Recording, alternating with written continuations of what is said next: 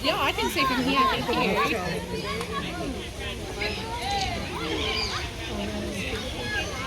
Okay, hey guys, welcome to Auckland Zoo today and to our elephant clearing. Joining us for the encounter today is the lovely Burma. She is the eldest of our two Asian elephants here at the zoo. At 38, she's technically, I guess what you call middle-aged for these guys. They tend to live anywhere between 50 to 70 years. Emma and I are sort of sharing her today, having a little bit of a play, so we'll be bringing her over closer and doing all sorts of different behaviours with her. We want to show you some of our husbandry behaviours. These are the ones that we do on a regular basis throughout the day to be able to check her over and make sure everything is nice and healthy.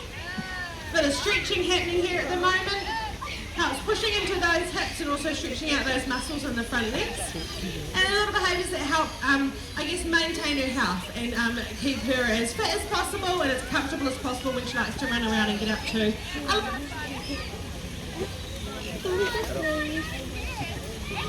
She is really cool. She's really cool, but really. No, not yet.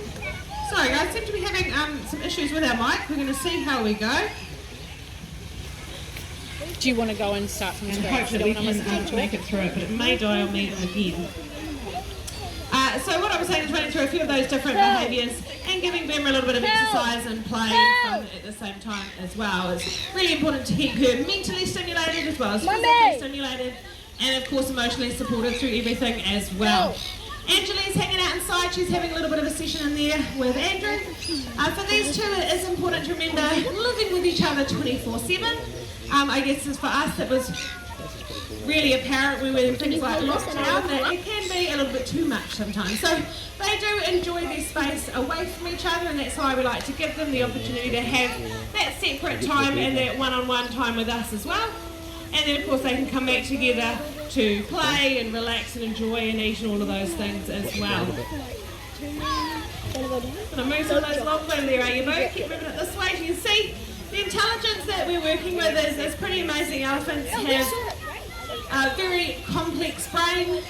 They're probably almost in line with, in terms of human brain sort of development, similar to that of a 6 or 7 year old in a human. They're extremely intelligent. They've got amazing skills and ability to, I guess, problem solve and take on the world around them and also even manipulate things to their advantage, which is pretty awesome. Well, you're going to bring that this way, Boo? So I'll bring Burma over here to us at the moment. I want to see how we go. I'm going to have to hold this microphone out and make sure we don't let it break on us again. Go all the way, and then what I'm going to do is I'm going to show you guys a little bit, see where we can put this, Boo, where we're not going to break it. Hope for the best. Good girl, okay, very good. Run through some of the behaviours. So I'm going to have a look at her mouth with you guys and then Emma will sit back and do a few other things like maybe check out her feet. You were right, it's a bit strange. You stop for a toilet break along the way. So even just the two of us working here together and back and forth is another thing that's testing Burma's brain. She has to think about who's calling her and putting in that effort and energy and all that sort of stuff. So again, it's a great way to add a little bit of creativity to some of the things she does on a general basis. We'd like to sort of make each day as different as possible. The only thing that we do have every day at the same time is this encounter. I'll turn it up this way, a little bit closer. Good girl. Don't want to stand in the way, ready? So if we open up, very dirty mouth at the moment. She's been eating some delicious browse, which can colour her mouth. But what we can see is we can have a look at her teeth. We've got 2 upper teeth, 2 lower teeth, and what normally is a pink tongue, but it's covered in food at the moment. And also up here in this area we've got her tussle with just a little tusher on one side. Put some food on that tongue there, Boo. Let's come this way. They have just the 4 teeth in their mouth. Burmas here are about the same size as a house brick. They weigh about 1 kilo each. She's quite late in her sets of teeth. They have 6 sets over their lifetime. Angelee's teeth are a lot flatter and smaller, being baby teeth. She'll show us Is it. it She'll Tasha? show us. Angelee's coming out to see us, is she? You see Angelee's heading out now. She looks like she's going to come and join us for a little bit as well. But we want to check that the mouth is looking nice and healthy. It's a bit like us when we brush our teeth each day. We want to know that it's nice and tidy. I'm going to send you back to Emma, though. There you go, so I can focus. You finished toilet? You all right? Thank you. So we can make sure that the gums are not inflamed, that she doesn't have any issues with her teeth, and that she's chewing her food right. So there are a few different ways we can check that out. One thing that's really important that you've probably all seen, she's just gone to toilet, but if we look at her, it tells us a lot about her and what's going on. So looking at the food that she's chewed up and what size that is, if that was to get longer and longer and longer, we would know that her teeth aren't chewing the food properly, which means she could be having issues. So it can actually tell us a lot. So although we just pick it up and throw it in the wheelbarrow, we are casting an eye over it and making sure that everything is normal for that as well, because it does tell us other things about what's going on in her body. Hello, Trouble. This is little Anjalee. She's had a bit of a hose off, so she's looking glistening and clean at the moment. She's going to go off and have a bit of a play with Andrew. So for those teeth, we're having a look at all those different things. And we'll do that a number of times through the day. Burma's actually in the process of very slowly losing her lower left tooth. And we can tell that because it's starting to make its way forward. So their teeth grow a little bit more like a conveyor belt. The new teeth will go in the back of their jaw and push that old tooth as far as it can out towards the front. And then it will access and break off the old bit of tooth that's no good to them. And the new tooth will be ready to keep chewing. So all those new teeth have lovely, good, strong ridges to chew through all the food they get through. And the old tooth has been worn down till it's really nice and smooth. And that's why it needs to go, because they eat vegetation that is really tough, it's very fibrous. They need good, strong teeth with good grooves to be able to actually break that food into smaller pieces. And Burma and Anjalee here get through about 120 to 150 kilos of food every day. We've been incredibly lucky here with the Auckland climate, and you can probably see just by looking around the zoo such an amazing variety of vegetation. So these guys get, hello Trouble, tons and tons of vegetation every week, and that comes in the form of things like bamboo, willow, puka, banana palm trees, and especially with things like the palm trees, these guys will actually eat the entire trunk as well. So that's why they need those really good teeth. You're having a little bit of a play though. So hopefully what we'll do next is have a look at Burma's feet. Again, really important to keep an eye on the health of their feet, because they're pretty small feet for carrying around such a big animal. Burma here weighs just over 3 tonnes. She's at about 3.2. Pretty nice, healthy average weight for a female like herself. Anjalee is just 14, so she's still got about another 5-6 years of growing to do. She is already at about the 3 tonne mark, but she's also a very tall elephant. She's got very long front legs. So once she is fully grown around the age of about 20, she'll probably actually end up being taller than Burma just because of those long legs she has. Excuse me. Hey little boo. So we keep an eye on the toenails, the soles of her feet, all her joints and her legs, and making sure that they are staying nice and healthy. So we can ask her to lift her foot up like this. It takes the weight and the pressure off the sole of the foot and the nails. We can feel around for anything that could get stuck in the sole. It's actually quite a soft sole, so things like bits of mulch or stones or rocks or things can actually get wedged up in it, and it grows very quickly as well. So we do regular footwork to help maintain the health of that sole. We help filing the nails, a bit like a farrier works on a horse's hoof.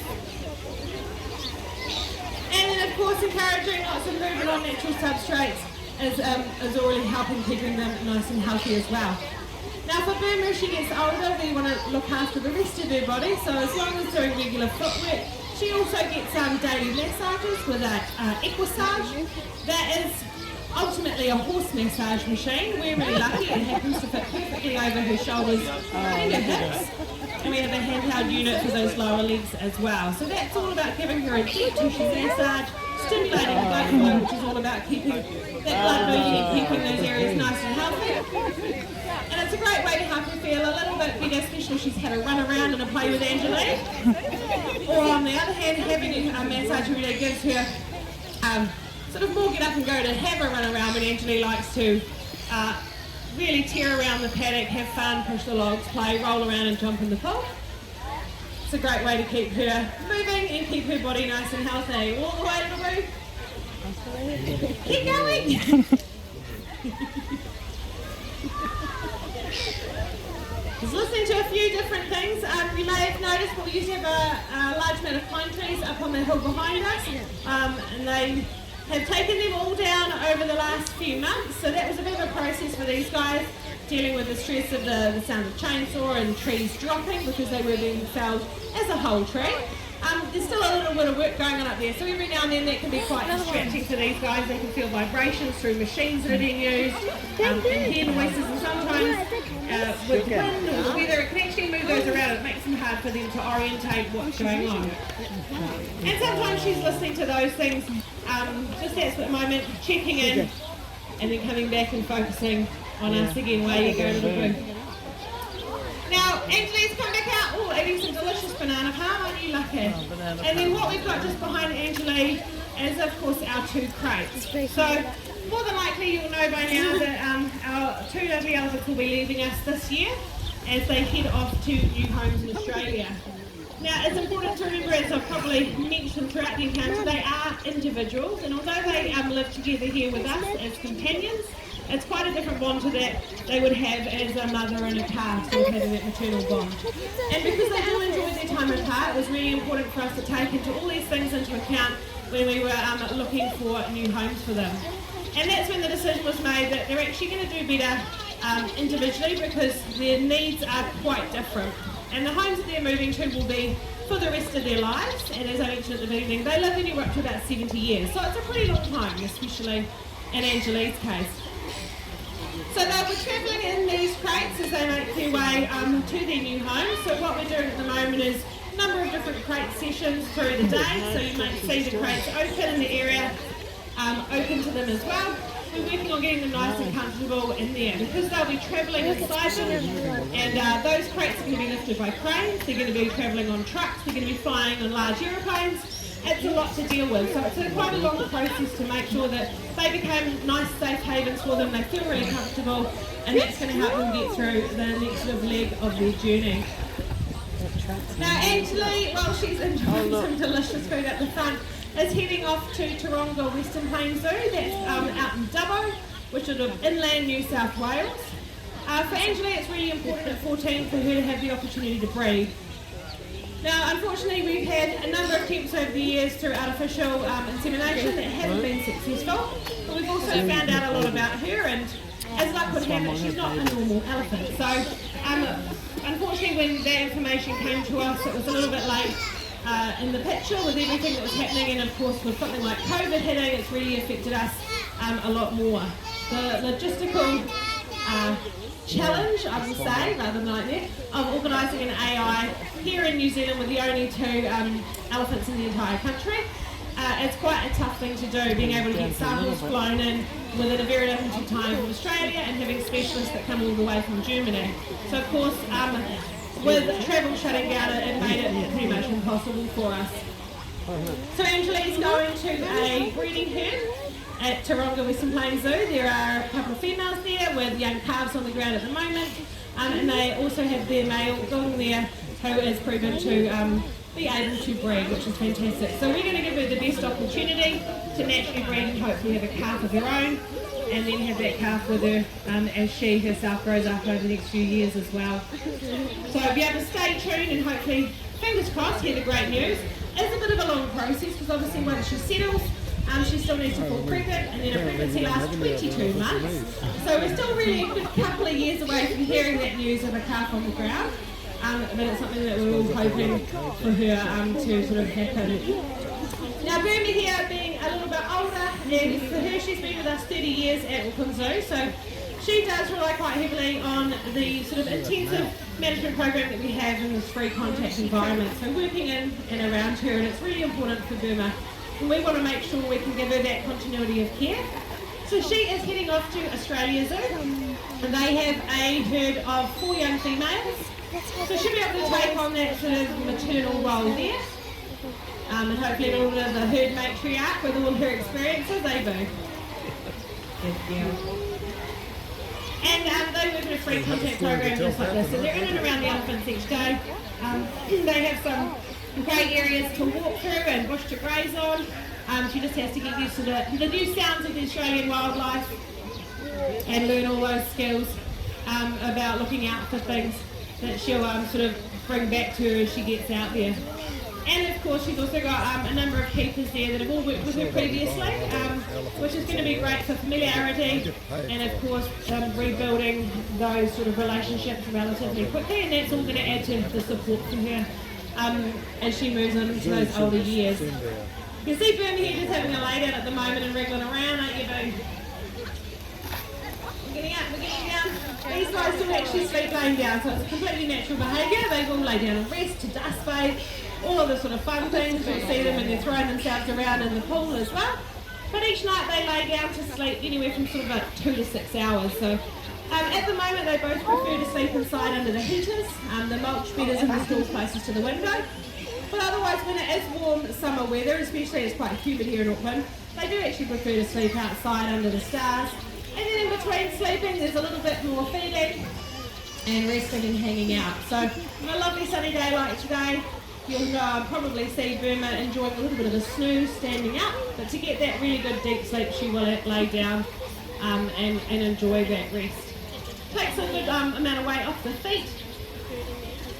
But she does only stay down for sort of an hour to an hour and a half tops on one side, because they are big animals. It puts a lot of pressure weight-wise on their heart and their lungs laying down, so they do actually get up and turn over and alternate sides throughout the night as well. Are we having another go with this bird, or do we find another bit that's broken?